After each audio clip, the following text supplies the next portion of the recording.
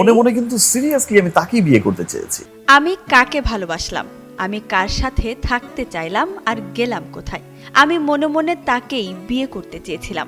ঠিক এভাবেই জীবনের প্রথম ভালোবাসা নিয়ে চিত্রনায়িকা পূর্ণিমার সঙ্গে এক সাক্ষাৎকারে আবেগাপ্লুত হয়ে পড়েন ঢাকাই সিনেমার মেগাস্টার শাকিব খান। সম্প্রতি একসময়ের জনপ্রিয় চলচ্চিত্র জুটি শাকিব খান ও পূর্ণিমা চ্যানেল আইয়ের একটি বিশেষ অনুষ্ঠানে পর্দায় হাজির হন। চাঁদ তারার গুঞ্জরণের নামের ওই অনুষ্ঠানে শাকিব খান আসেন অতিথি হয়ে, উপস্থাপনায় ছিলেন পূর্ণিমা।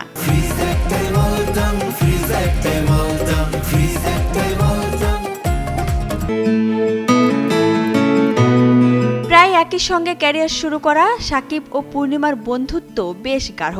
সেই সুবাদে কথোপকথনের এক পর্যায়ে দুজনে মেতে ওঠেন ব্যক্তিগত আলাপচারিতায়। যদিও শাকিব খানকে তার ব্যক্তিজীবনের প্রেম ভালোবাসা নিয়ে সেভাবে কখনো মুখ খুলতে দেখা যায়নি, তবে অনুষ্ঠানের এক পর্যায়ে শাকিব শেয়ার করেন তার প্রথম ভালোবাসার কথা। ঢালিউড সুপারস্টার বলেন, আমি এখনও মাঝে মধ্যে একা একা চিন্তা করি আমি কোথায় থাকতে চেয়েছিলাম, কাকে ভালোবেসেছিলাম আর কোথায় গেলাম। আমি সিরিয়াসলি তাকেই বিয়ে করতে চেয়েছিলাম, অনেক ভালোবাসতাম তাকে। পূর্ণিমাও সঙ্গে যুক্ত করেন মেয়েটিকে তিনিও চিনতেন। তখন মেয়েটি ইংলিশ মিডিয়ামের শিক্ষার্থী ছিলেন এবং ছিলেন অসম্ভব সুন্দরী।